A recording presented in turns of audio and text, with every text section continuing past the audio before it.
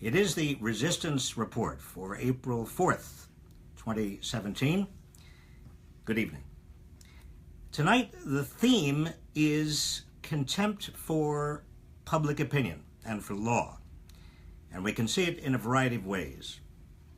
First of all, the flagrancy of Donald Trump's family's looting of America is bigger even than what I had thought. Yesterday, ProPublica, the investigative news site, reported the terms of Donald Trump's trust. Remember the trust that he created that was supposed to be sort of a fig leaf for his ethics requirements? Well, the terms of that trust has been changed very quietly. Nobody knew about it, but a new clause was put in. Now, it allows the trustees of Trump's 400 businesses, and remember, those trustees are his two sons, Eric and Donald Jr., and a family lawyer, Alan Weisselberg. And it says that they, quote, shall distribute net income or principal to Donald J. Trump at his request, as the trustees deem necessary for his maintenance, support, or uninsured medical expenses, or as the trustees otherwise deem appropriate. Let me translate that for you. What that means is that Trump can take as much money out of his businesses as he wants, whenever he wants. There is absolutely no public disclosure required. He can do it early morning before he tweets. He can do it anytime. He can actually, in other words, make money off of his businesses in ways that actually capitalize on his office, but he can then cash in. He can cash in next week or next month. He can just continue to cash in.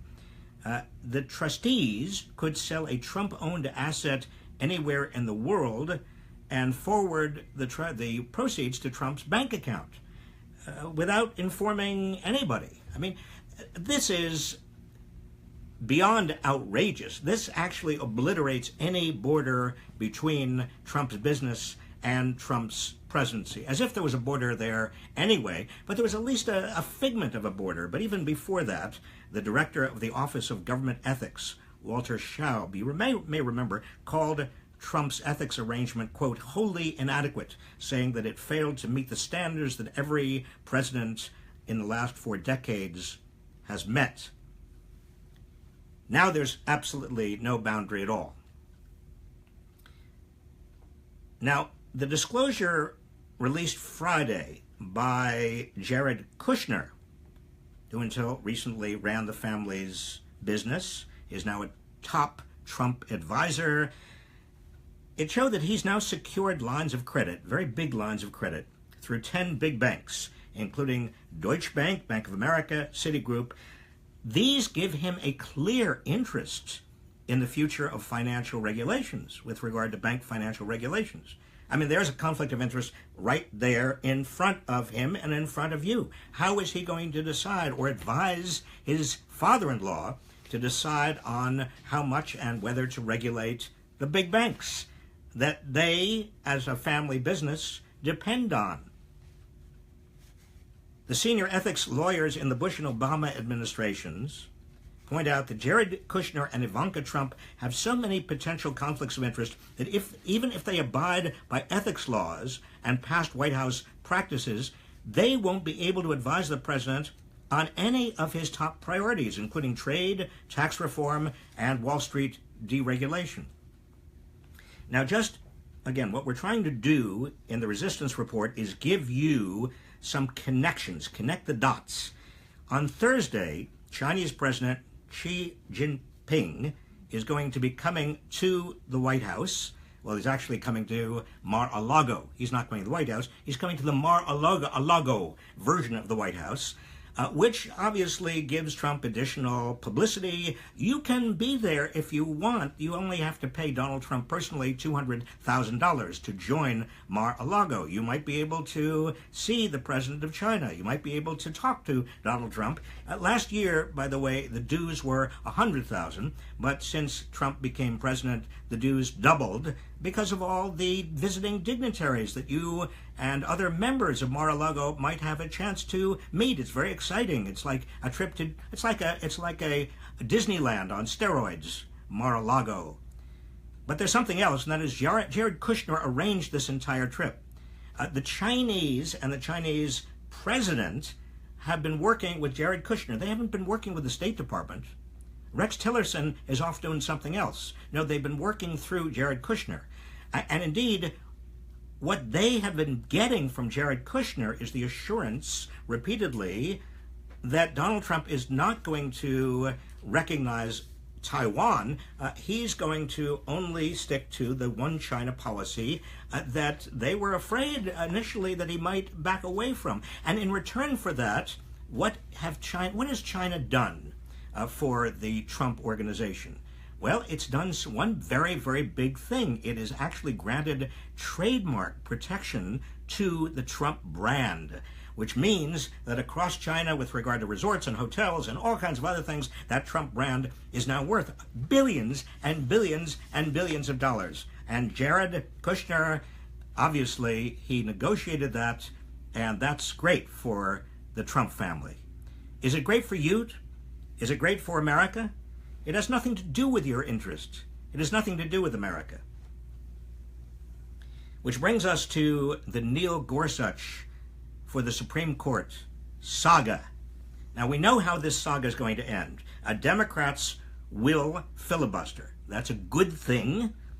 Mitch McConnell, Senate Majority Leader, and Republicans will probably by tomorrow or maybe Thursday change the Senate rules so that it is possible for a Supreme Court nominee, namely Neil Gorsuch, to be named and confirmed as Supreme Court Justice with only 51 votes. And then by late April, Neil Gorsuch will take his place on the Supreme Court as one of the most right-wing justices in American history, right up there next to Clarence Thomas. Now today, on the Senate floor, Mitch McConnell faulted the Democrats for, quote, hurtling toward the abyss, unquote, and, quote, trying to take the Senate with them, unquote. And he urged them to, quote, reconsider, unquote, their tactics. That is, having a filibuster that would lead the Republicans to change the Senate rules. Now, I hope that Democrats point out the utter hypocrisy of Mitch McConnell, because here is Mitch McConnell, who did not allow a vote for 8 months on Obama's nominee, Merrick Garland. And by the way, Merrick Garland was not an extremist in terms of an extreme person on the left. He was a very moderate justice. I mean, the Republicans and Trump are pushing through an extremist on the right. Merrick Garland was very, very moderate. He was right there in the middle. But for 8 months, McConnell would not even allow a vote on the bizarre theory that a president has no legitimate role nominating a Supreme Court justice in the last year in office.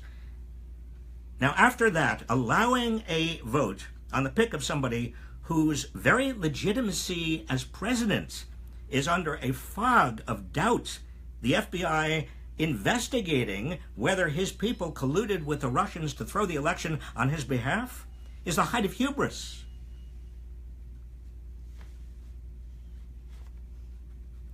Do you understand the theme tonight? It's basically contempt. Contempt for the public opinion, contempt for law. Now, on that same theme, last night, dead of night, without reporters around, we know this today because there have been leaks, Vice President Mike Pence and 2 top White House officials, they met with the right-wing House group, the so-called Freedom Caucus. And they came up with a far crueler way to repeal the Affordable Care Act than even the Republicans were floating a couple of weeks ago. This is what Pence and the White House have offered the Freedom Caucus. They say that states, under their new plan, can opt out of the coverage requirements that are imposed on insurers in the Affordable Care Act. And I'm talking about things like mental health coverage, maternity coverage. Can you imagine? States can opt out of maternity, and they can opt out of substance abuse coverage. So insurers can offer insurance, but they don't have to have any of those basics in them. And the second thing is that states can also opt out of the Affordable Care Act's requirements that insurers cover people with pre-existing health problems. In fact, insurers will be able to charge those people any premium they want, any co-payment, any deductible they want, which means that it's going to be unaffordable for a lot of people who are sick, have pre-existing conditions. Now, this specific agreement, if it goes through, it violates what Donald Trump said repeatedly on the campaign trail. He reiterated it in February in his address to Congress. He said, quote, "I promise to ensure that Americans with pre-existing conditions have access to coverage." Well, technically, they will have access to coverage. They just won't be able to pay for it. And the promise also congressional Republicans made when they introduced their first version of the Repeal Affordable Care Act bill, that patient protections, including for people with pre-existing conditions, would be preserved. Baloney, rubbish. What the Republicans are now proposing, at least the White House is proposing to the right-wing Freedom Caucus to get their votes, is that if you're sick, you don't get coverage. We're right back to where we were before the Affordable Care Act was put into place. And that is, you have big health insurers who are trying to round up and sell their products to healthy people and avoid sick people. That's the system we had. And we're going back to that system if the Freedom Caucus agrees and if they can round up enough moderate Republicans to pass it. I hope they don't. Again, tonight's theme, contempt for public opinion and contempt for law. Meanwhile, you've got several right-wing news outlets going after Susan Rice, who you may remember was Barack Obama's national security advisor. Why are they going after Susan Rice? I mean, she's not in power anymore. Barack Obama is not in power anymore. Well, they're going after her because apparently, they say, when she was national security advisor, during December, she requested the names of Trump associates under investigation by intelligence agencies. She requested that they be unmasked, which means that they be revealed to the president, Obama, or presumably to Trump. Now, that unmasking occurs all the time because a national security advisor very often can say, well, to the intelligence people, well, it's important that a president actually see these names in order to get a full grasp of what you are reporting. That's what a national security advisor does in terms of a communication with the intelligence people. They decide what names to reveal to the president, what names not to reveal to the president. But right now, the right-wing media and Trump himself and the Trump surrogates, they're making a big deal about this. Why are they doing this? For the same reason that on March 4th, Donald Trump came up with this completely baseless claim that Obama was wiretapping him in December. It's all a fog. It's a fog machine designed to get you and everybody else to forget that the big story here is that the FBI is investigating collusion between Trump aides and Russian operatives to throw the election in favor of Donald Trump. They would like to go off on these frolics and detours, these diversions, so you and the rest of America get confused. So we say, well, there must be, it's just partisanship, right? So when the FBI or any other, the National Security Agency, finally come up with proof that there actually was collusion, Americans are so confused, we're so sort of sick of this, we're so exhausted, we think it's so partisan, we don't even know what the facts are. We say, well, that's just another claim. That's been Trump's technique for years. Create a fog. People get lost in the fog. The truth gets lost in the fog. Finally tonight, in terms of contempt for public opinion, contempt for law, I just want to mention something. I don't normally go into American foreign policy very much, partly because I don't know it, I'm not an expert in foreign policy, and partly because it does not often directly affect a lot of people. It indirectly affects us enormously. But let me just point out to you that American foreign policy under Trump and Rex Tillerson has taken a major turn over the past few weeks toward dictators and tyrants. Just days ago, for example, Tillerson signaled very clearly that the United States has no quarrel with Syrian dictator Bashar al-Assad. This is a huge difference. I mean, we were actually a major opponent of Assad because he was killing his people. That's what dictators often do. You kill opponents. But now we're saying, no, we don't have a quarrel with Assad. Yesterday, Trump warmly welcomed Egyptian strongman Abdel Fattah al-Sisi to the White House. Now, this is another dictator. We've been holding him at arm's length. We are not and have not embraced him because he is a dictator and a tyrant. And of course, don't forget the continuing love fest between Donald Trump and Vladimir Putin. But sucking up to dictators has its negative consequences. For example, before a deal with Assad in 2013 to get rid of sarin gas, the odorless, colorless, poison gas nerve agent causes excruciating death.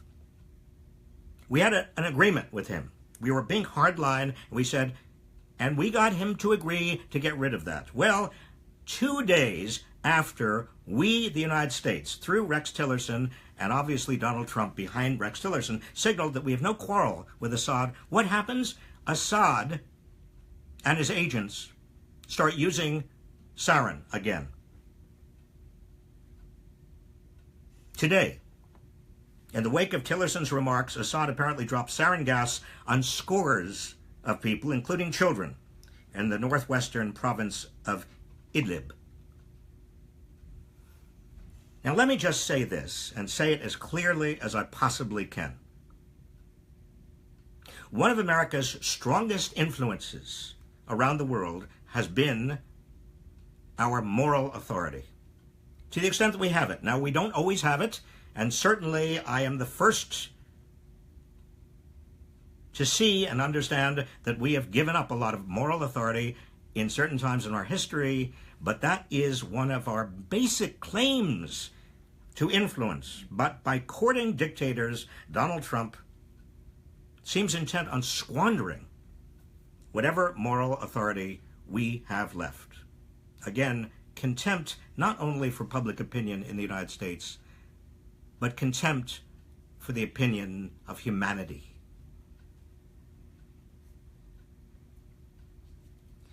And I'll take your questions. Rachel Carnahan, should the Senate Democrats filibuster Gorsuch? What if we get someone worse? Rachel, I think we do, at least Democrats do, and I'm going to count myself as a Democrat, have an obligation to filibuster Gorsuch. And I think the principle is very clear. And that is that the Senate would not even consider Barack Obama's pick of Merrick Garland for 8 months.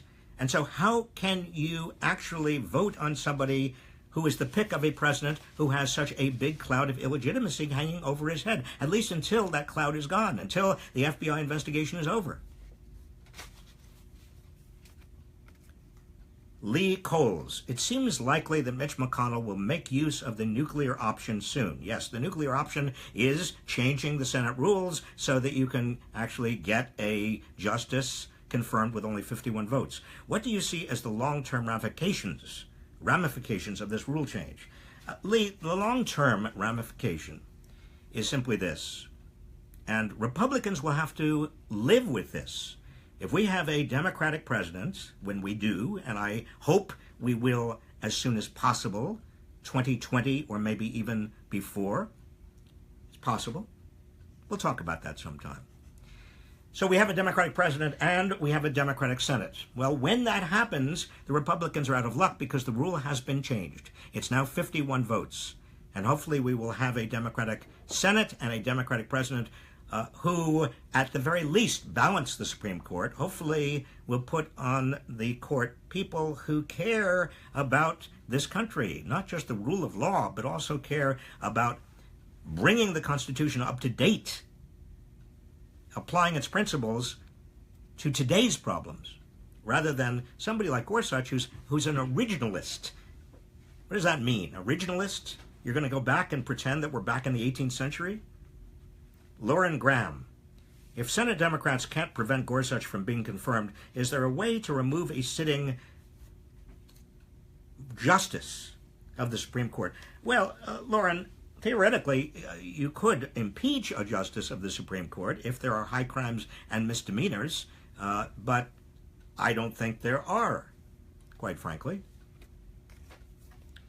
Jean M.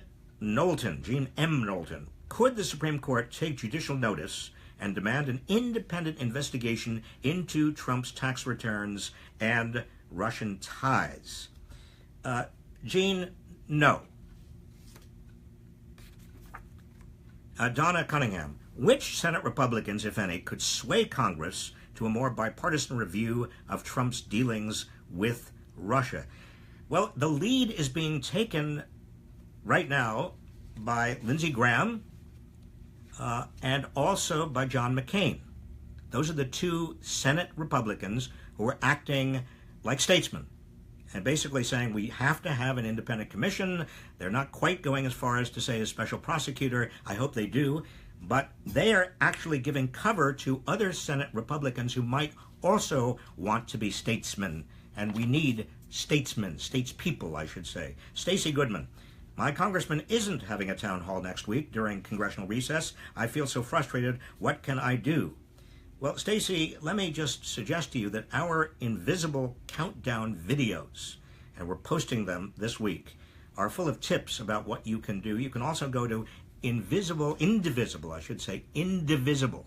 our indivisible countdown videos. You can also go to indivisibleguide.com. indivisibleguide.com. I'm going to put it up here so you have it. indivisibleguide.com. It has a load of ideas about what you can do if your member of Congress simply decides not to have a town hall. Richard Mather, as an Australian citizen, what can I and citizens of other countries do to support the resistance against Trump? Good question, Richard. We're trying to figure out what we can do right now.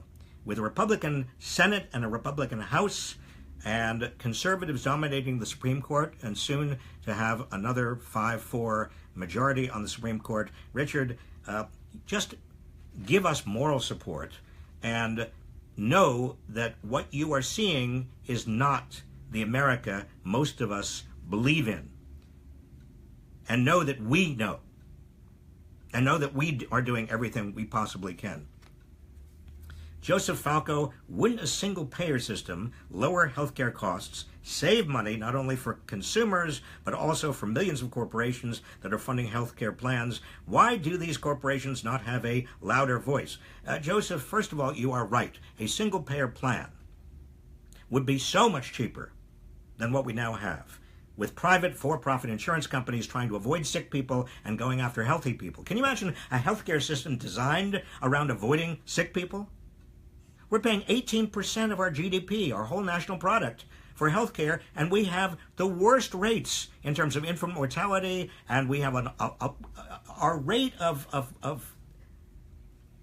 general health care in this country. The number of people who have coverage is scandalous by the standards of civilized, advanced countries. Why aren't corporations making a bigger stink? I think the reason corporations are not making a bigger stink is that most corporations, because they have economies of scale, big corporations, and they have mostly healthy employees, because if they're very sick, they're not going to be employees, they can get pretty good deals negotiating with big health insurance companies. And I think, frankly, there are a lot of CEOs and other the kind of directors of big companies. Ideologically, they are not predisposed to having a single-payer healthcare system. Two more questions. One from Kathy Fuchs. I want to be an investment activist. Good for you, Katie Fuchs. Do you have advice for those of us with IRAs and 401ks? How can we save for our retirements without investing in companies that run counter to our values? Well, Katie, the good news is that there are a lot of socially responsible investment funds out there. You can look them up. Now, not everyone does exactly the same thing. They're different, but some of them don't invest in military contractors. Some of them don't invest in alcohol, beer, wine companies. Some of them are socially responsible in that they don't invest in companies that are major lobbyists in Washington, because they know that is undermining our entire system. So go to the internet, go and type in socially responsible investments, and you'll find a lot of opportunities. By the way, let me just say one more thing, and that is that the findings are that the returns to investors in these socially responsible investment funds are as good, if not better, than the returns in terms of your regular investment funds. Matt Ahrens. I'm a marriage and family therapist. When couples come to me in crisis, I tell them we can work through it, resolve root causes, rebuild a new and better relationship, but it won't go back to the way it was before. That's, Matt, what you tell couples. When this crisis is over, and I'm assuming you're talking about the crisis, the Trump crisis in governance, presumably, when Trump is out of power, we will need to examine root causes across the political spectrum and fix those issues in a bipartisan way. I think getting money out of politics needs to be at the top of the list. I agree with you. Only then will we be able to rebuild a new and better United States, but we can't go back. Do you agree? Yes, I do agree, Matt. Look, the way I view it, Donald Trump and his election, not by a majority of Americans. He had 36 million votes. Hillary Clinton had 39 million, and we had over 50 million people who didn't even bother voting. The party, the biggest party in the United States right now is the party of non-voters. Let me make sure you understand that. But the reason a lot of people voted for Donald Trump is that they felt that the system was rigged and they wanted somebody to upset the apple cart, to shake up Washington. And they didn't like Hillary Clinton. They thought she was too much part of the establishment. Well, let me just say this. Those feelings about the system being rigged, those feelings reflect an accurate reality. It's rigged because there's too much big money in politics. It's rigged because Wall Street and big corporations basically run too much of American politics. Of course, the bait and switch is that Donald Trump is not fixing that. In fact, Donald Trump brought in more Wall Streeters, more billionaires, more big business moguls than any administration in history, and those people have little or no interest in doing anything that unrigs the system. They have an interest in rigging the system even more. But my point is, I agree with you. Part of our resistance effort is not just to unseat this unhinged president we have, but also to get us back on the agenda so that we don't have another Donald Trump in the future, so that we don't have authoritarians coming in, so that we have a stronger democracy and a stronger economy that's working for everybody instead of a handful of people at the top.